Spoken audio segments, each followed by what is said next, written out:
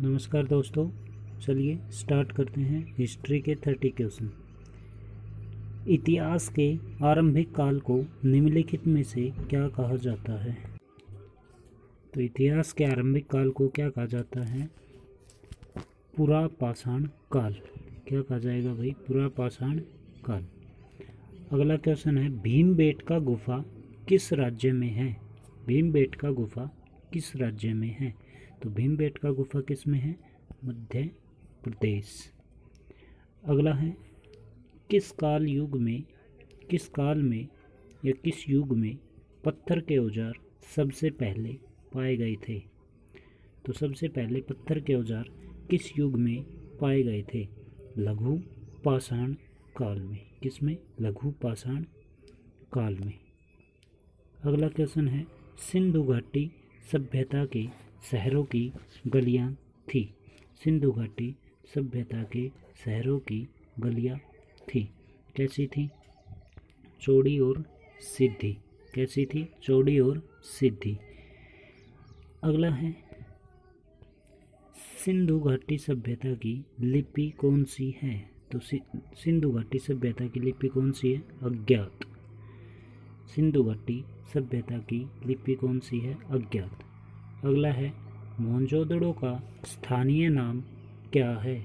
मोहनजोदड़ो का स्थानीय नाम क्या है? मर्तकों का टिल्ला। क्या है? मर्तकों का टिल्ला। अगला है, मोहनजोदड़ो में सबसे बड़ा भवन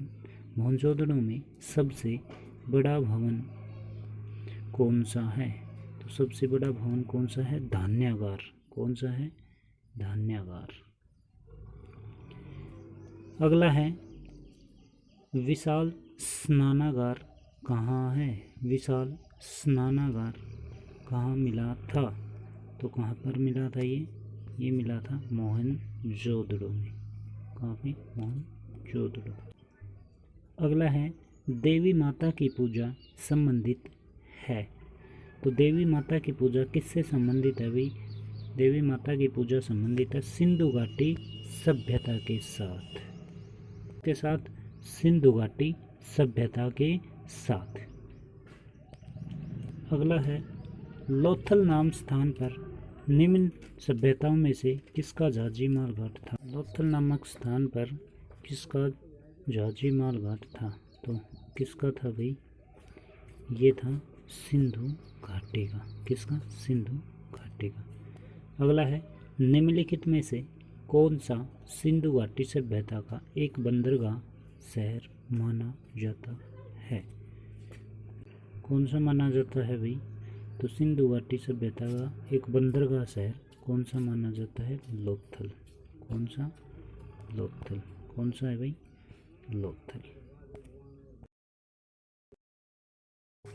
अगला है, सिंधु घाटी सभ्यता में कालीबंगा निम्नलिखित में से किसके लिए प्रसिद्ध है? तो किसके लिए है? मिट्टी के पात्रों के लिए। किसके लिए? मिट्टी के पात्रों के लिए। अगला है, सिंधु अर्थव्यवस्था की ताकत थी। सिंधु अर्थव्यवस्था की ताकत थी। तो सिंधु अर्थव्यवस्था की ताकत क्या थी? व्यापार। क्या था भाई? व्यापार। अगला है, निम्नलिखित में से कौन सी धातु हड़प्पा सभ्यता में नहीं पाई गई थी? निम्नलिखित में से कौन सी धातु हड़प्पा सभ्यता में नहीं पाई गई थी? तो कौन सी धातु नहीं पाई गई थी? लोहा। अगला है, सोरतुगुई सिंधु घाटी सभ्यता किस देश में है? तो ये किस देश में है? अफगानिस्तान। किसमें? अफगानिस्तान। अगला है, सिंधु घाटी का कौन सा स्थान लूनी नदी के किनारे पर स्थित था? तो कौन सा स्थान था? धोलावीरा। अगला है, सिंधु सभ्यता के लोग अपने घरों का निर्माण करते थे। अपने घरों का निर्माण करते थे पक्की ईंटों से। किससे? पक्की ईंटों से। अगला है, किस स्थान पर हड़प्पा समय के रथ का मूर्तिकार मिला है? तो किस स्थान पर मिला है? दैमाबाद। कहाँ पर? दैमाबाद। अगला है, निम्नलिखित में से सिंधु घाटी सभ्यता के खोजकर्ताओं में से एक थे। तो सिंधु घाटी सभ्यता की खोज किसने की? दयाराम साहनी ने। किसने? दयाराम साहनी। अगला है, सिंधु घाटी में धोलावीरा निम्नलिखित में से किसके लिए प्रसिद्ध था? तो किसके लिए प्रसिद्ध था भाई? ये था जल संरक्षण के लिए। किसके लिए? जल संरक्षण के लिए। अगला है, वैदिक आर्यों का भोजन था। तो वैदिक आर्यों का भोजन क्या था? दूध और इसके उत्पाद। दूध और इसके उत्पाद। अगला है, वेद शब्द का अर्थ है। वेद शब्द का अर्थ है। वेद शब्द का अर्थ है ज्ञान। क्या है? ज्ञान। अगला है, आर्यों को एक जाति कहने वाला पहला यूरोपियन कौन था? आर्यों को एक जाति कहने वाला पहला यूरोपियन कौन था? Max Muller. कौन था? Max Muller. अगला है, आर्यन जनजातियों की प्राचीनतम बस्ती कहाँ है? आर्यन जनजातियों की प्राचीनतम बस्ती कहाँ है?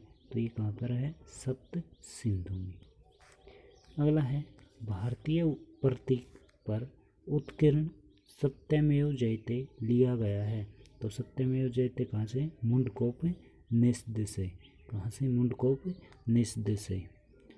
अगला है, निम्नलिखित में से प्राचीनतम वेद है। तो प्राचीनतम वेद कौन सा है? ऋग्वेद। कौन सा है? ऋग्वेद। अगला है, उपनिषद क्या है? तो उपनिषद क्या है भाई?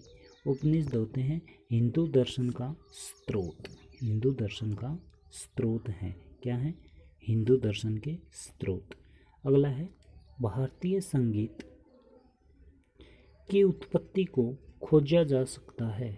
भारतीय संगीत की उत्पत्ति को खोजा जा सकता है सामवेदिक संहिता में। किसमें खोजा जा सकता है? सामवेदिक संहिता में।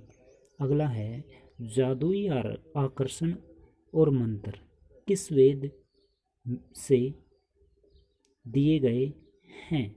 तो जादुई आकर्षण और मंत्र किस वेद से लिए गए हैं भाई? ये लिए गए हैं आपके अथर्ववेद से।